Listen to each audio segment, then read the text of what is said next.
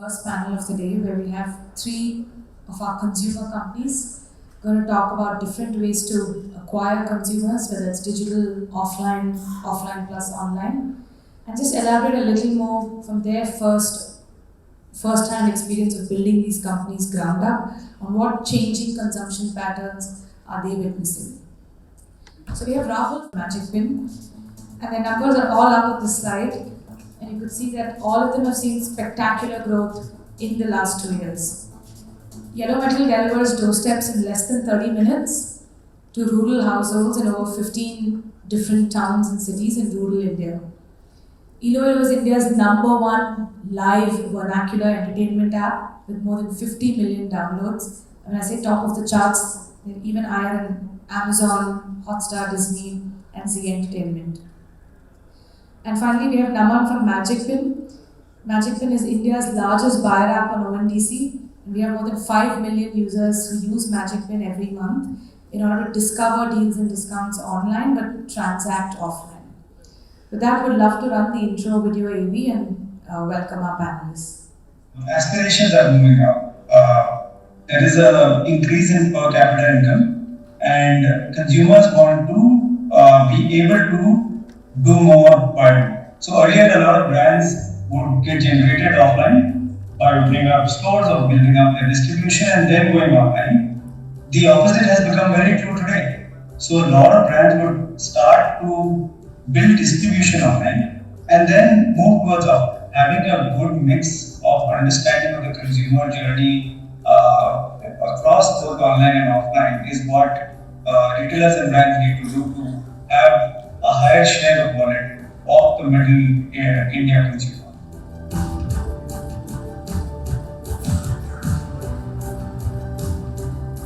Two interesting consumption patterns that I've seen in terms of middle India. One is small sachets, small ticket sizes, but being more frequent in nature. Average transaction value might be slightly smaller than the top 100 million, but the frequency would be much larger. And the second aspect around this is there is a very strong sense of digitization. So this is a user which was used to doing things offline, right from ordering groceries to very early on in telecom using VAS. I think e-commerce websites solve that for a greater extent, and now you have social, you have products like ours which are solving for the next level for this audience.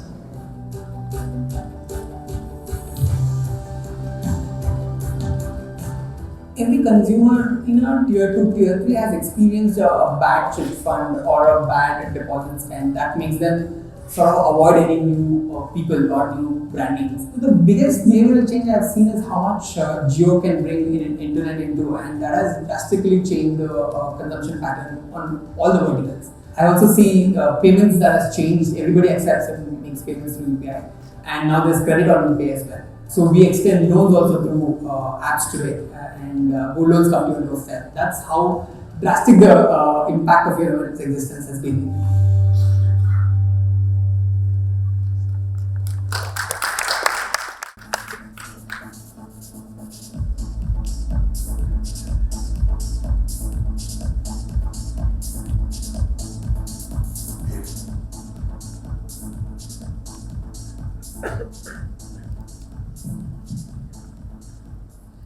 Rahul, Sullivan, Naman, thank you so much for joining us, and super excited to be hosting this panel. I think as we were thinking of the combinations, we were so delighted that we have this spectrum of branches in rural India and small towns like Anandpur and Tirupati and Chikballapur. We had 50 million downloads from users in Patna, Lucknow, Indore, like classic tier 2. And Naman, it was all about big cities and specifically hyper-local within that. We're keen, maybe I'll start with you, Rahul. We're keen to understand. Any tier 3 consumer starts with going to a branch manager in some of the PSU banks, and the first question they get asked is, "ಎಷ್ಟು ಮಾತ್ರ ಮಾಡ್ತೀಯಾ ನೀನು?" Loosely translating it, it means how much are you capable of earning, and that's the first question that gets asked in a very not so empathetic manner to any consumer that walks in, right? So this experience is not very good to try or be in.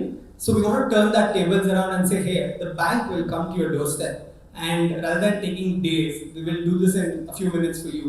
and totally through digital and transparent methods, and mostly compliant, and we only work with the banks. That was the biggest sort of change that we could bring to the experience of the consumer, and eventually that brought us the highest amount of trust also in the ecosystem. I think that's the biggest point where the bank is not coming to the doorstep. And sir, I know you mentioned this briefly in the intro video, where in a media and entertainment app world that's fully crowded with short format videos, async videos, even music, from day one you've stayed true to life. What made you choose that, and what were those initial intuitions that you had that was the right format to choose? Right. I think before I answer that, I'll give a quick 10-second intro to what we do, so people will be able to appreciate that a lot better. So we are essentially disrupting social entertainment, right? What we are is a platform where creators go live. They create live rooms across audio, video, or game shows, and users, typically in local languages, can attend those live rooms. If they like the creators, they gift them through virtual tips, etc. So it's like a live social network in its purest form. Why live? Two reasons. One, we realized that the problem statement we were trying to solve for, we were not solving for escapism as a problem statement. So escapism, we believe, was well solved with OTT, with short video, with many other media formats out there. We felt that we need to solve a much larger problem statement, which is belongingness, loneliness, which is essentially what most of Middle India is right now facing, that they have no one to talk to essentially. And we believe that creators can be the best digital companions which is what we believe we are. We are the digital companion for Bharat's youth. So creators go live, they chat with them, and live is the purest format to deliver that, because by nature it is lean forward rather than lean back. So you lean forward into a conversation, you press a button to play a game with your favorite creator, you go on an audio or a video call with thousands of others and express your views, and it's all in your language. So it's either in Telugu, it's in Tamil, it's in Bengali, Marathi, Gujarati, Hindi. So you feel very comfortable. So it's a new age social media format, and we looked at various global benchmarks. We saw what Twitch was doing globally in English. We saw what Bilibili and Bigo had done in China, and we realized that in India there was something really missing in the social entertainment landscape and life. So stuck to that, and it's paid great dividends so far. I think Anshu spoke about in his keynote on how the criticality of local retailer density, and you're solely in the big cities. Tell us about what that pattern is in terms of why people spend more and more as more retailers in a particular locality around Magic Bin, and what are some of the patterns across the categories that Magic Bin is, which is like fashion and groceries. So our business is hyperlocal, right? We acquire users in a market, we acquire a lot of merchants in that locality, and then we start monetizing and make cash and go to the next market, right? So we need to keep doing that locality by locality. Now, what we've done is we've defined localities in a way based on the type of customer living there, the type of locality it is, and the spend and frequency of spend in those markets, right? So to give you an example, we have different type of markets like a student market, right? In a student market, you would see very high frequency of spends, but on low ticket sizes. You would see QSR transactions happen a lot more, but less of fine dine transactions. You would see unbranded being purchased a lot more versus, let's say, if you go to a market which is more office market, right? In an office market, you'd see lunches happening a lot more. You'd see high ticket size transactions happening a lot more. On Thursday, Friday, you'd see party bills coming a lot more, but less of fashion in those markets. Then if you think about destination markets, let's say in Delhi NCR, there's Connaught Place, right? In Connaught Place, you see people doing multiple categories on the same day, right? They'd go in larger groups. They'd spend a lot more on food, on fashion, on a movie, on entertainment, on electronics on the same day. So by category, you'd see a by locality, based on the type of locality, you'd see a very different consumption pattern in each of these markets, right? So that is what we do when we are going to acquire. We define our approach based on the type of locality in each market. And when we started, right, even today, I'd say we spend time in a lot of these localities to understand on the ground how the user is behaving when we are interacting with him on the ground. And Rahul, if I can come back to you, I think there's a myth around how it's hard to underwrite loans for small town customers. So tell us about how you've used tech to underwrite better. And I know you've had zero gold loan auction so far. Net NPAs is up like 0.1%. But tell us about how you've priced to begin with and how your underwriting is differentiated.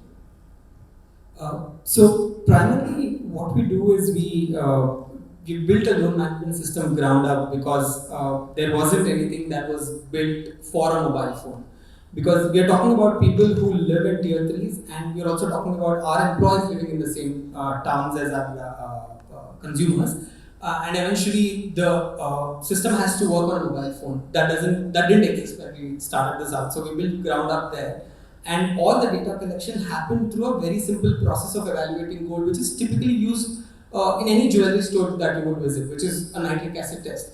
But how do you train them to figure out how much to deduct and what is the purity, and how do you pick the subjective part is where we could train some of our managers, and eventually that became our value add to trust and retain the consumer base.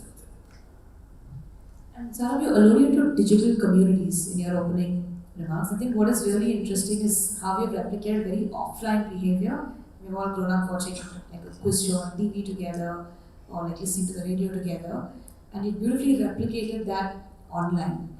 So as you expanded across formats, take us through what the backstory to how do you choose which format to get into next, and how have engagement patterns varied across these multiple formats that run on eDoYo? Yeah, so choosing categories on which to go live comes very close to my heart as well, because I come from a content background. I used to do stand-up at a point of time. I used to manage my own mom's YouTube channel, so I used to be a consumer first and then started being a builder. So how we really approach this is that, when you have to solve for digital communities, we look at it from three lenses. One, what are the best languages where we have a better right to win, where we believe there is a creative supply. It's almost like a two-sided conversation marketplace, right? Where a user is investing their time, their money in terms of getting into the platform, and a creator is giving time and their talent to sort of build this together. So it's almost like that coming together. So we look at number one, which languages do we sort of operate in? Number two is which are the categories that are very live first. Here, an acronym that we use typically in terms of how we have approached this is called, a word we internally use is called MOLT. It's motivation, astrology, love and relationships, and talent.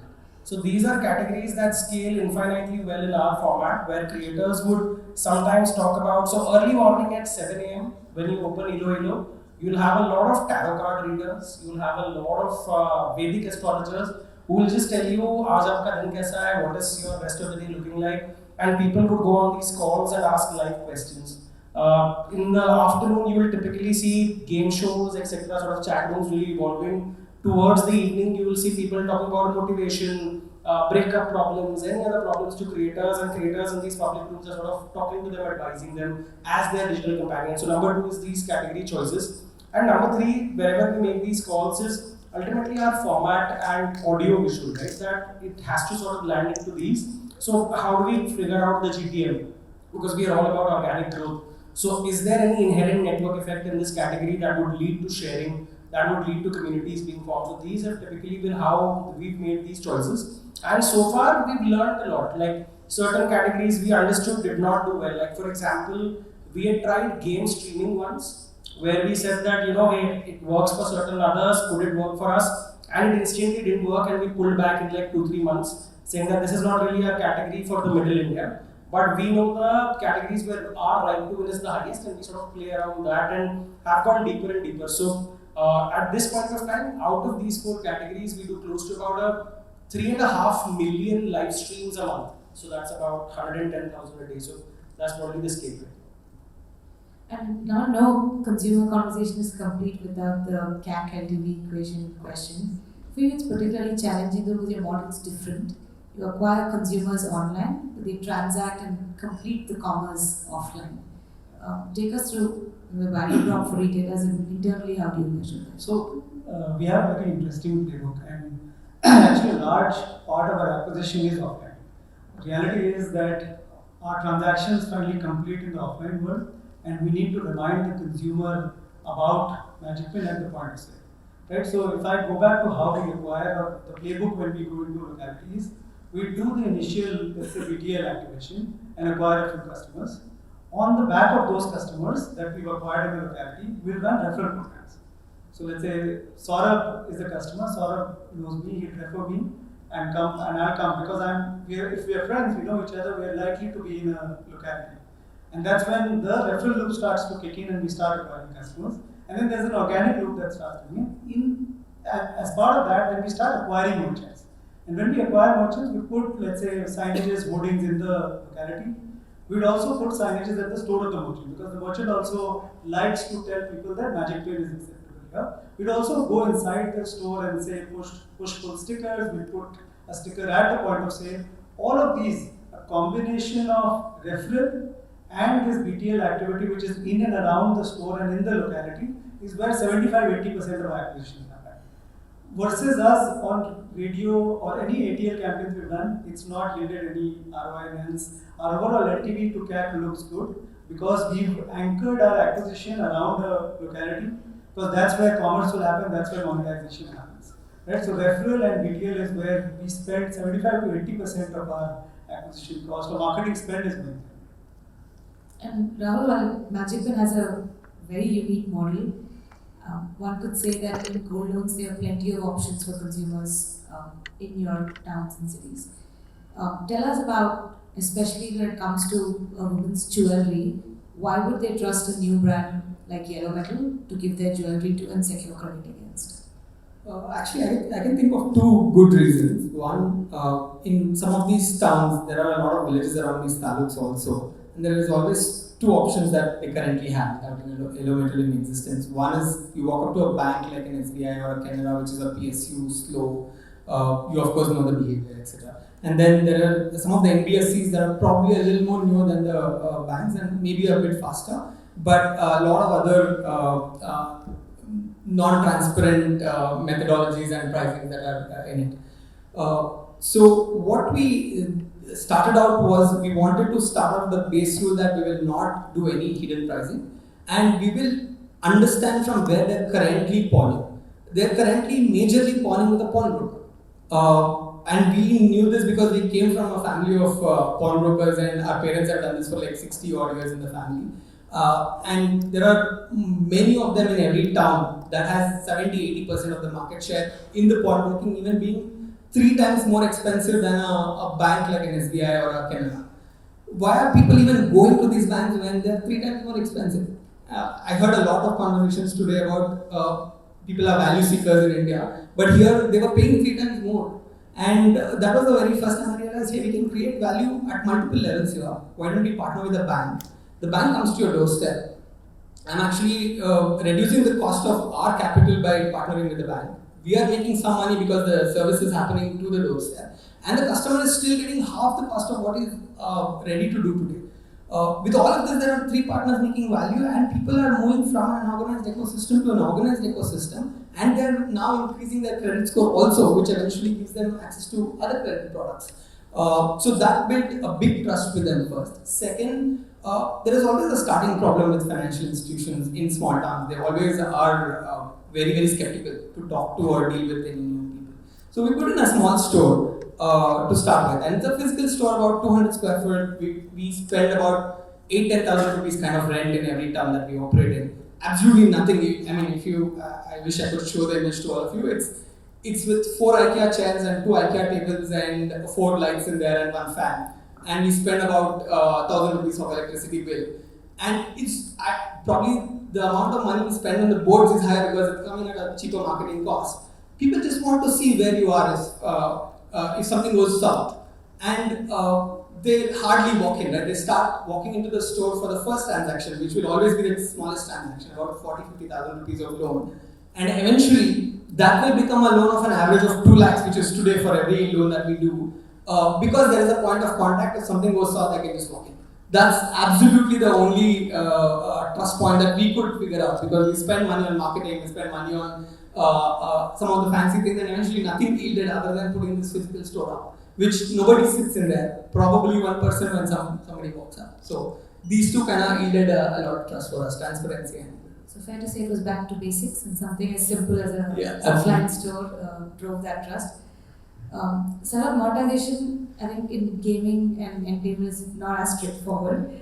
And we spoke earlier on in the keynotes about your own intro about the buyer's model and how we might have to do multiple things, many of them all together to really drive monetization.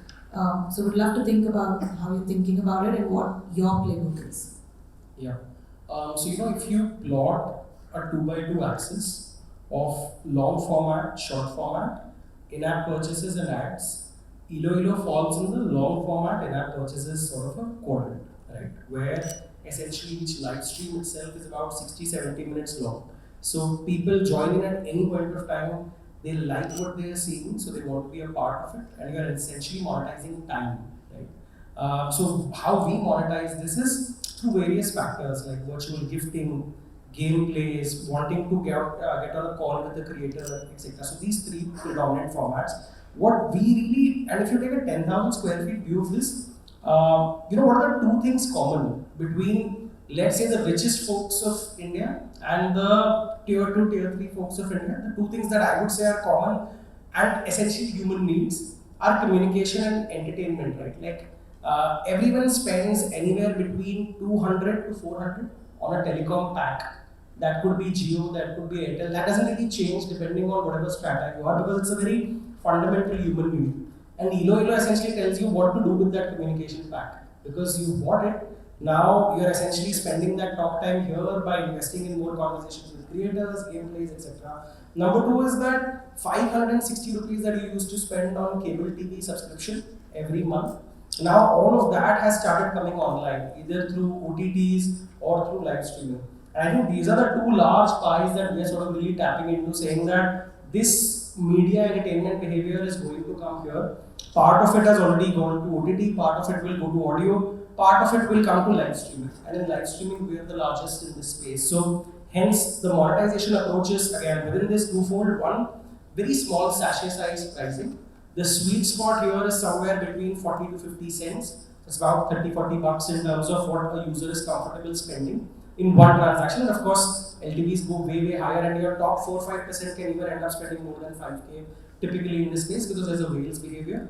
Second is about really delivering on frequency and keeping your CAC absolutely low. So because it's ultimately an LTV by CAC model. So that is how we're trying to really optimize and build it. Thankfully, that helps that we're already at certain scale, so it becomes easier now. So with that, we'd love to open this up for Q&A. Amina, over to you.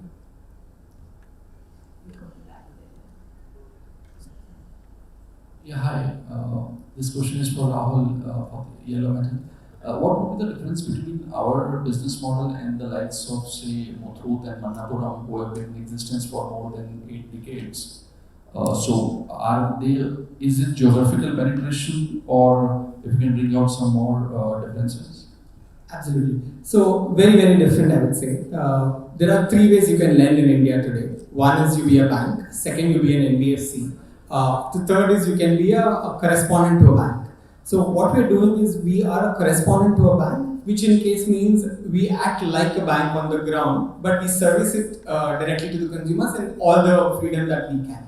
So that means my cost of fund is as good as a bank. It's not like a Muthoot or a Manappuram whose cost of funds are higher. Second, for every NBFC, there is a lot of compliance in place. You need to have a branch, you need to have a branch in a certain manner. For gold loan specifically, you need to have a strong room. There is a lot of security involved for it, insurance involved for it, physical people in the branch required for it. In our context, nothing in this operational cost that I just mentioned is fixed at all. So we are only operating on how many loans that we can disburse, and eventually we save with all the fixed costs that NBFCs have. With the lowest cost of funds the bank can give us. I hope I answered the question.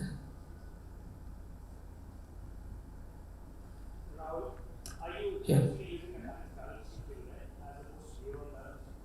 Absolutely. Not a single penny is going through our account here at all. We don't have the debt capital to lend at all. Here we are partnering through APIs with a bank, and bank is giving us the balance sheet to lend how much ever we want to. and the loan is booked in the name of the bank in partnership with us.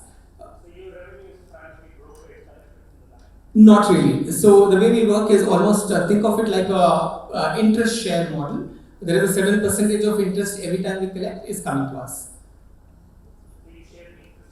Correct. Yeah, if I were to give you an example, probably let's assume if the product is at 12% and if we have agreed in a certain percentage, bank is getting the cost of capital I've agreed on, and the rest is coming to us as for operating that loan.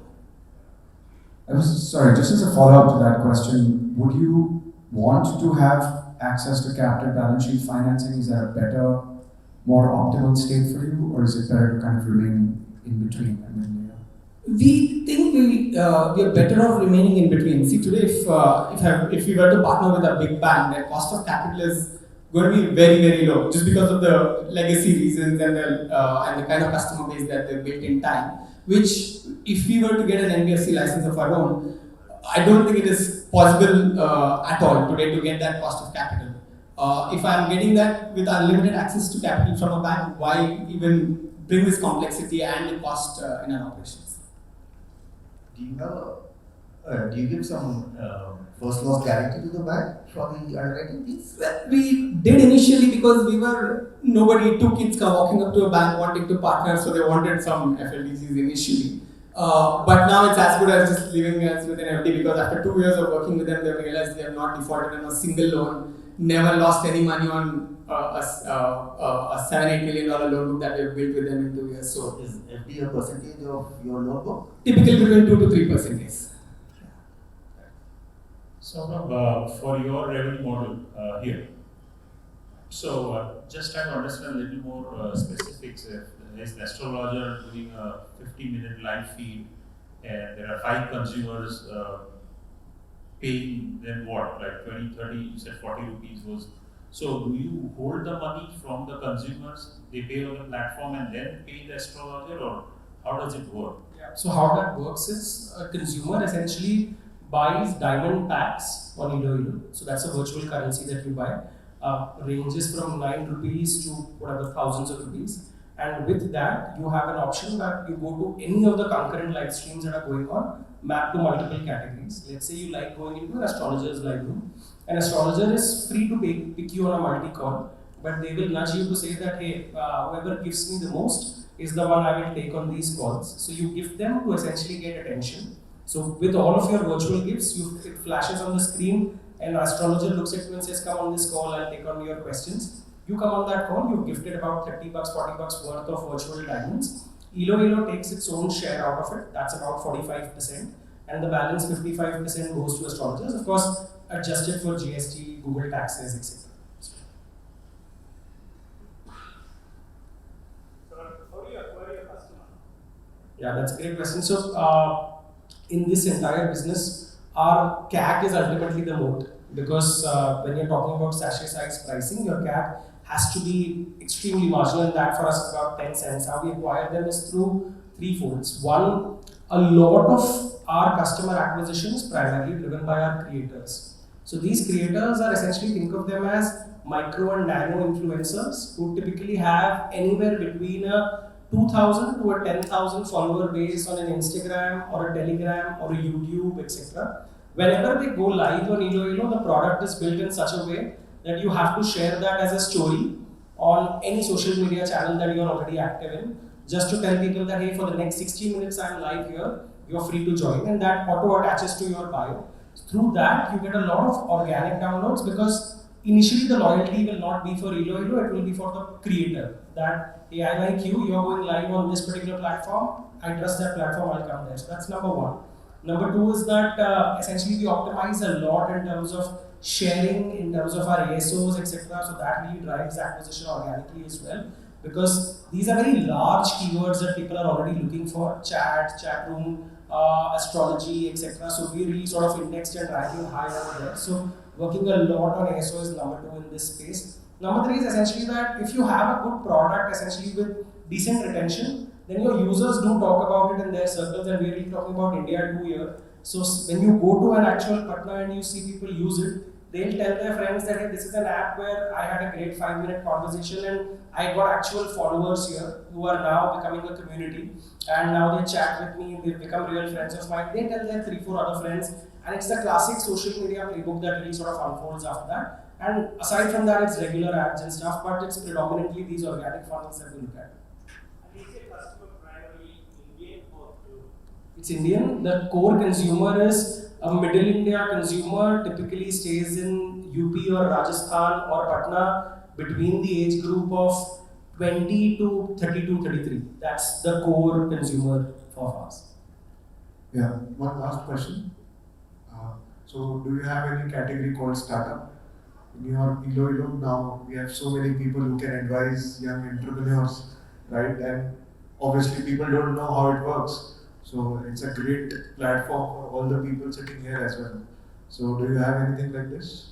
That's amazing as a insight. You know, how we've predominantly done this is that anyone can go live on the platform and you can talk about any topic of your choice. Typically, our where to play has been in these mold categories, like I said, motivation, astrology, love, relationships, and talent.